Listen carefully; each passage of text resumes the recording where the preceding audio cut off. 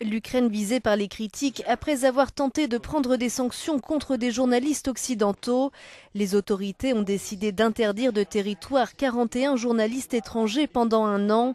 Des journalistes en provenance de plusieurs pays, dont le Royaume-Uni. Le président ukrainien a signé un décret en ce sens, mais Londres a missionné son ambassadeur pour convaincre Petro Poroshenko d'infléchir sa position. Je vais donner l'ordre de réexaminer tout de suite la situation. Moi, en tant que président ukrainien, je défends la liberté de la presse. Ces nouvelles sanctions visent, selon Kiev, des personnes impliquées dans l'annexion de la Crimée il y a 18 mois. Des mesures qui ciblent plus de 400 personnes et une centaine d'organisations représentant une menace pour la sécurité et les intérêts nationaux de l'Ukraine.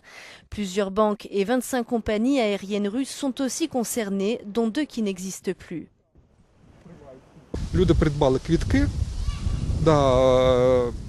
Les autorités devraient expliquer à ces gens qui avaient acheté des billets ce qu'ils doivent faire quand les vols seront annulés et qui va leur rembourser leur argent.